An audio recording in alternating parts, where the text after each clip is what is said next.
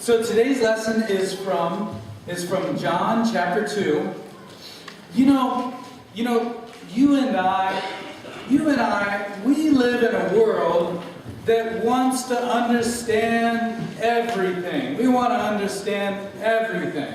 Whenever we see something that we don't understand, we want to take it apart, examine it real close, and we want to look at all the parts and figure it out. And we've done this with so many things that we get the feeling that, everything in this world is pretty much cut and dry.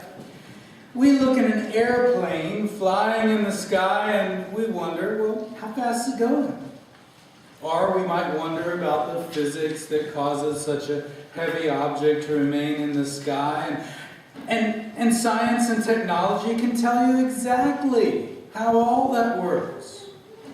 We look at a flower and we wonder why it's yellow or why does it smell so nice. And science can take apart that flower and examine the chemicals in the petals and tell you exactly what makes it yellow.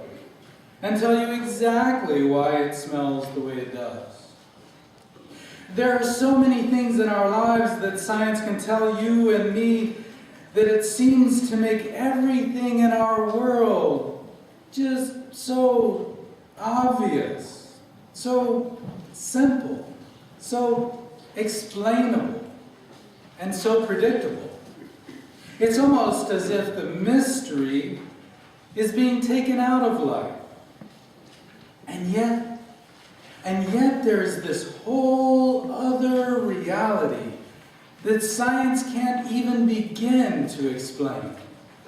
And that is the path that Jesus takes us on today. In our gospel reading, Jesus is at this wedding reception and everything is fine until the wine runs out. And everyone in the story assumes, that's the end. The wine's run out, party's over, and yet Jesus' mother knows different. She knows that there is more. There is a power present that reaches beyond the limitations of what you see and know. The wine is run out, indeed, but not with Jesus. And so we see the unfolding of our drama. Jesus not only transforms the emptiness of the wine glasses, he provides an abundance of the finest wine, the finest joy. He provides an abundance of the truest happiness from a place, from a source that no one else can see. Let me say that again. Jesus provides an abundance of the finest wine, the finest joy, 160 gallons worth. He provides an abundance of the truest happiness from a place, from a source that no one else can see. And at the end of the story, the writer says, Jesus did this, the first of his signs, in Cana of Galilee. And throughout the Gospel of John, all of Jesus' miracles are called signs. They are done for a reason. They are done to point you and me to that other reality. Jesus is showing you that there is more to this world. There's more to this life. There's more to this reality than you ever dreamed of. And continues to show you every day. But you do have to learn to see it. You have to learn to see through the surface, through the obvious things, and look into what God is showing you through it. For instance, Let's say you hear a piece of music. You don't immediately say, oh, those notes are individual sounds at individual wavelengths all strung together to form harmonic resonance. No. Instead, you say something like, that's a beautiful song. That's a really moving song.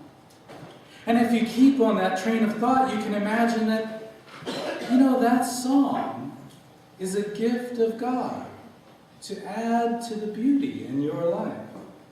A song given to you to move your spirit. And in a similar way, sometimes you have to go through some of the natural changes of life.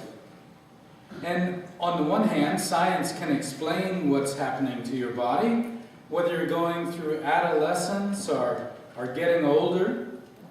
I read this article one time in Newsweek about menopause, and it gives you a lot of details about what's happening during that phase of life. But the article doesn't say anything about why God created the world this way, or how this phase in life might help you to see the world and life in a different light. Life's changes as you get older can help you grow in understanding and be humbled. As you and I grow older, we are subject to the larger forces of life.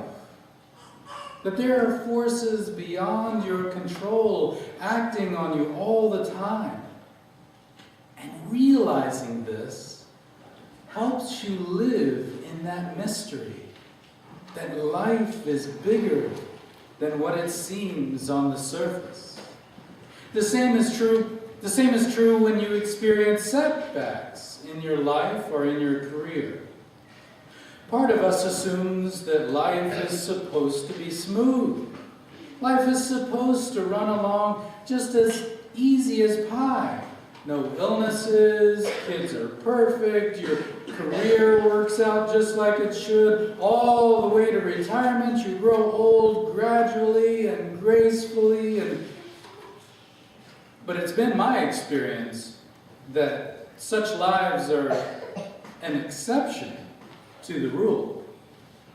Life is built to be a bit of a struggle, with resting places along the way. Life isn't supposed to work just like you think it should.